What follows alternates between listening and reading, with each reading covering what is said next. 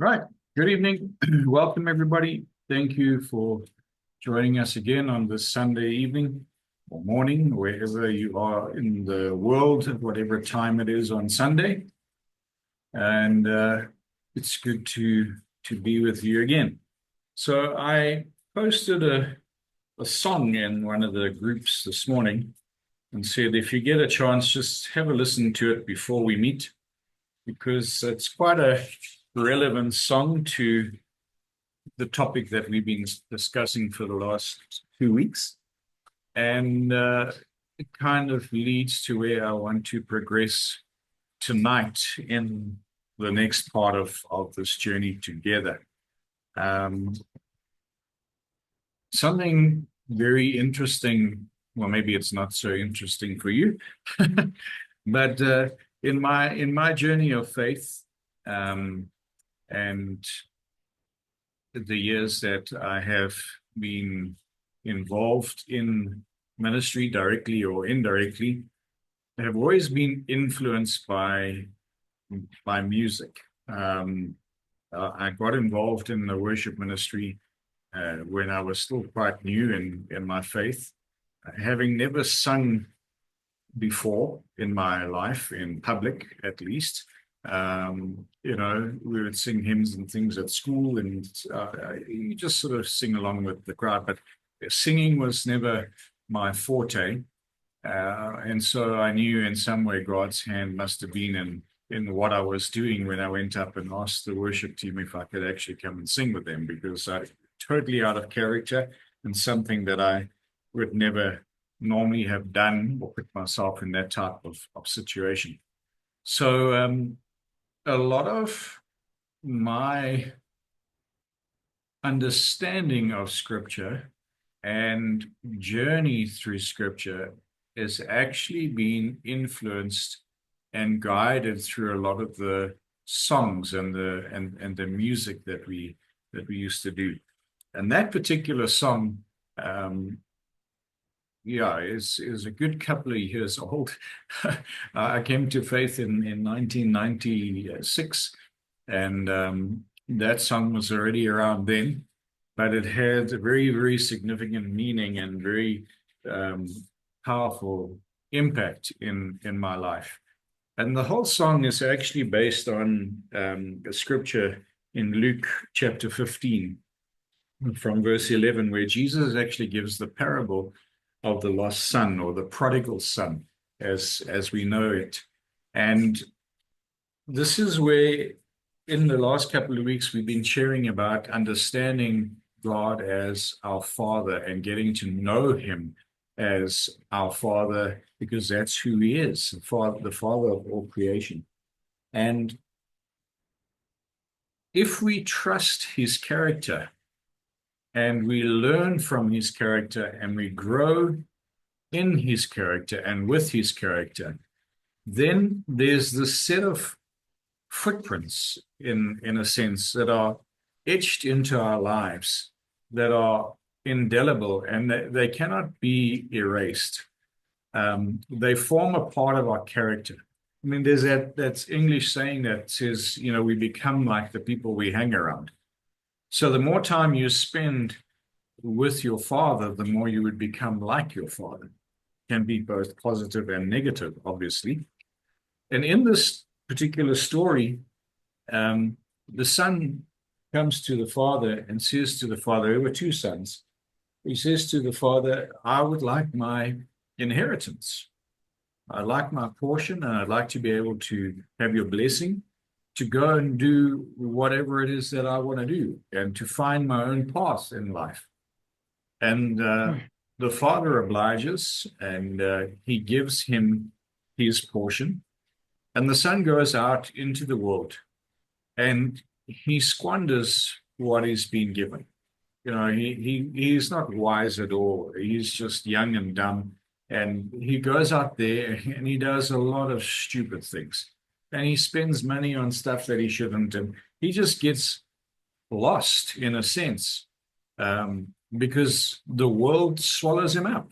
It's all unfamiliar. It's not normal territory. He was raised in his father's home, and he had certain responsibilities in his father's home, and he had a character that he was growing into in his father's home. And now he was in this place where, he had this wealth, but he had no knowledge what to do with it.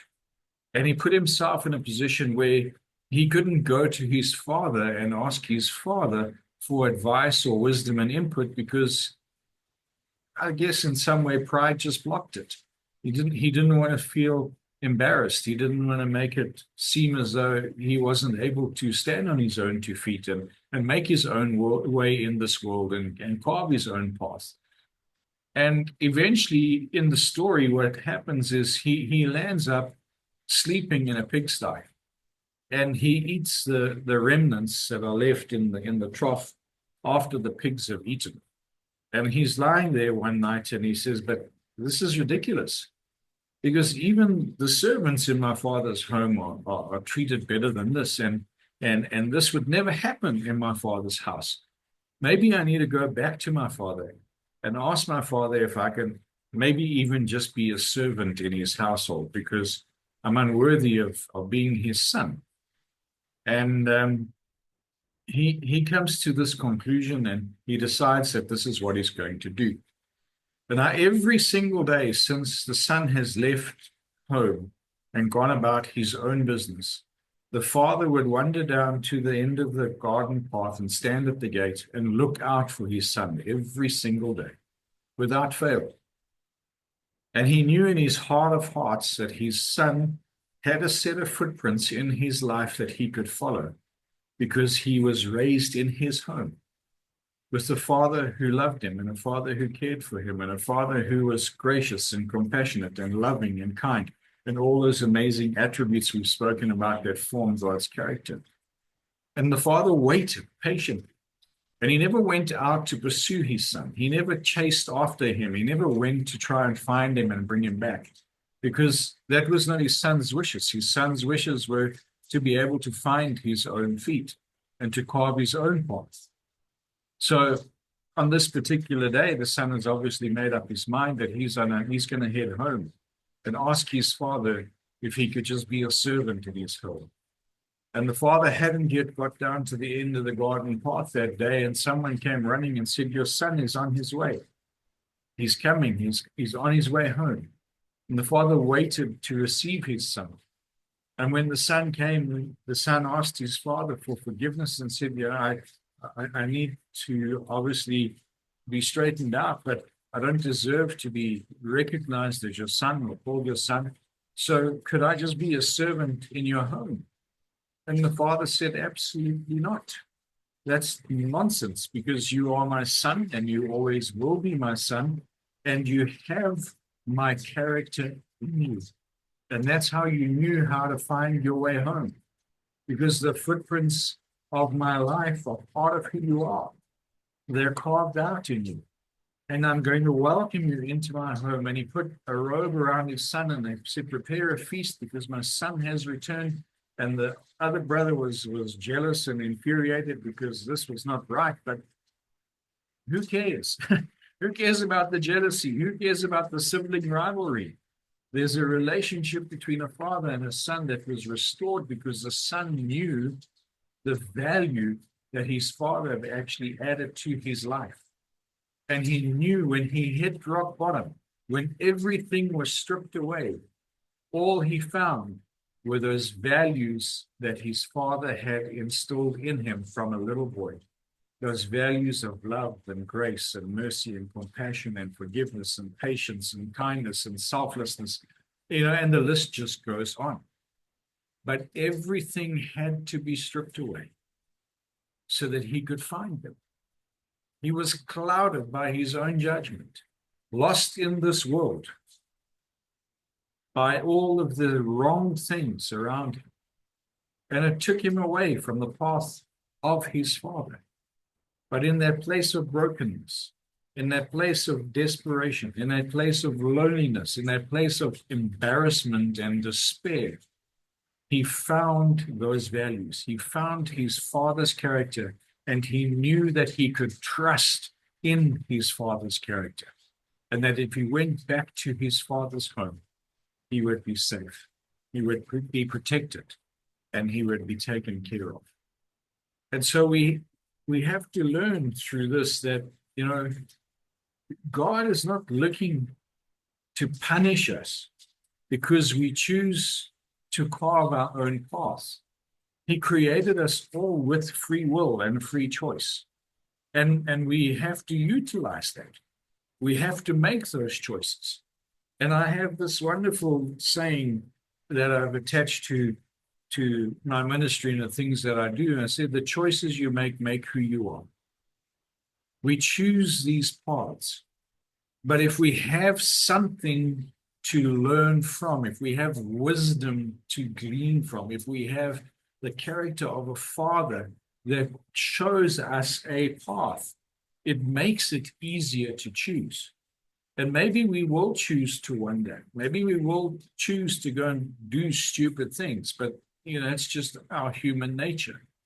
But at the end of the day, if the foundation of that relationship with our Father is secure, and we know that we can trust in his character, we can always come back to him. Always. And his love, as I've said over the last 2 weeks, is unfailing, unending, and unwavering. And he will wait every single day with open arms for us to return. And if we do return, there will be a celebration, and there will be an embrace, and there will be a welcoming, and we'll be put back in that place of sonship. Because he didn't create us to be his servants. He created us to be in relationship with him, and to be in that type of relationship as a father and a child. And so he will always give us the room to make those mistakes. He will give us his blessing to go out there and try and find our path. But he knows beyond a shadow of a doubt that if we understood the relationship that he desires with us, then he will be there faithfully waiting as a father when we return. And it could be to return to him to celebrate. We could be coming back to say, look at what I've achieved, Dad. Look at what I've achieved. Look at the lessons that I've learned from you in my life, how I've gone out into this world and how I've applied them, and I've had success. But it could also just be coming home, maybe with our tail between our legs and saying, I should have listened. And you know what? God's never going to turn around and look at you and say, I told you so. He's not that type of father. He's just going to welcome you in love and in his faithfulness, just embrace you and say, welcome and well done. Well done for trying. Well done for not giving up. Well done for putting it all out there. And we'll know and learn from our own mistakes. But it's when we separate ourselves from that relationship of the Father that we lose focus. If the son had remained in relationship with his father, maybe been in contact with him some way and asked for counsel, maybe he wouldn't have made such silly decisions.